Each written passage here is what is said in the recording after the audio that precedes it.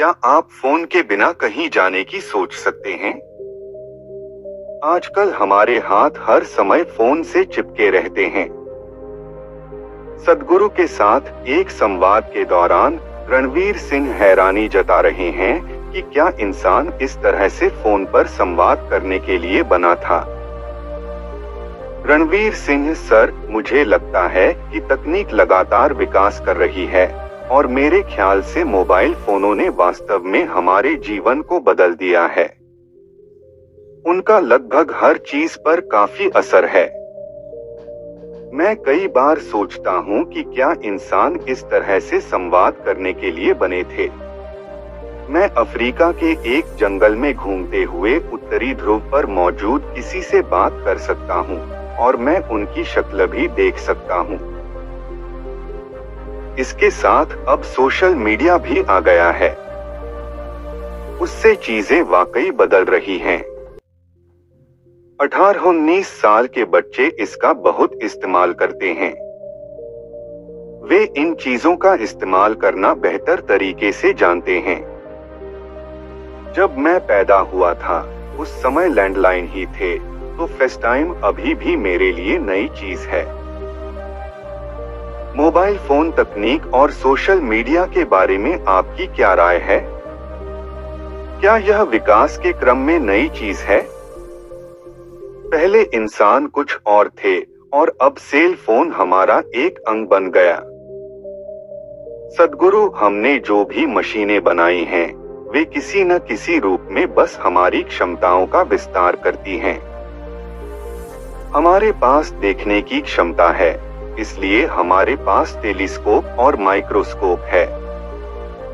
हम बोल सकते हैं, इसलिए हमारे पास माइक्रोफोन और टेलीफोन है। तो जब मैं लैंडलाइन से बात करता था, वह ठीक था। अब मेरे पास मोबाइल फोन है जो उससे ज्यादा आरामदेह है, मगर वह ठीक नहीं है। नहीं, वह बिल्कुल ठीक है। Local STD, ISD telephone booth की मदद से कॉल हुआ करते थे। करीब 35 साल पहले मैं हमेशा सड़क पर रहता था। देश भर में गाड़ी चलाते हुए ईशा फाउंडेशन बना रहा था। गांव-गांव, शहर-शहर जाता था।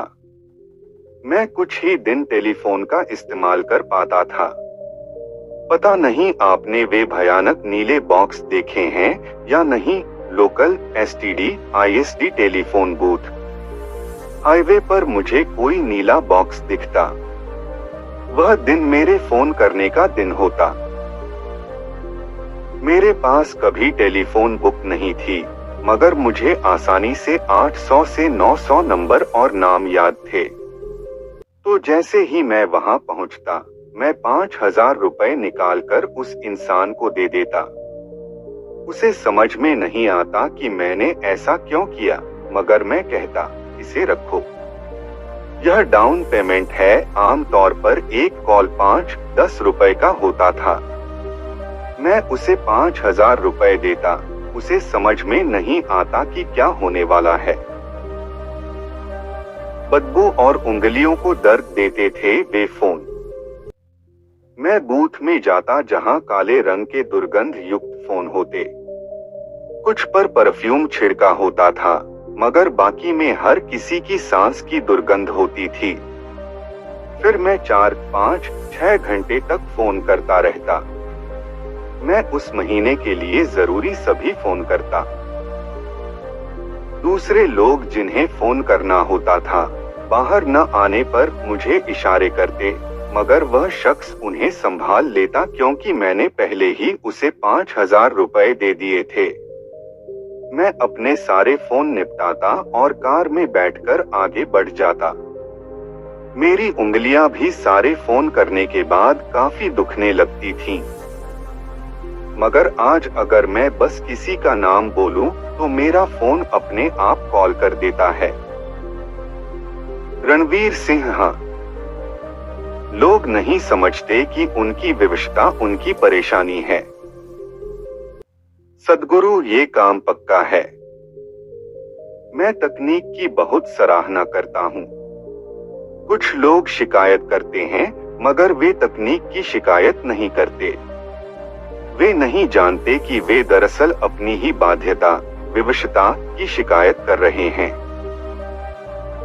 इस्तेमाल करने की मजबूरी सिर्फ फोन के साथ नहीं है। अगर वे खाना शुरू करते हैं तो नहीं जानते कि रुकना कब है। अगर वे पीना शुरू करते हैं तो नहीं जानते कब पीना बंद करना है। यह बाध्यता, विवशता उनके जीवन के सभी पहलुओं में होती है। अब गैजेट ड्रग बन गया है, मगर यह ढेर सारे लोगों को नशे से दूर भी रख रहा है। रणवीर सिंह, कम से कम इसमें कोई अच्छाई तो है। सद्गुरु, हमें इस बाध्यता, विवशता को ही संभालना है। तकनीक जबरदस्त तरीके से आपका जीवन आसान बनाती है, किसी को उसकी शिकायत नहीं करनी चाहिए, वरना हमें आपको काले फोन वाले उस नीले बक्से में डालना पड़ेगा, तब जाकर आप समझेंगे।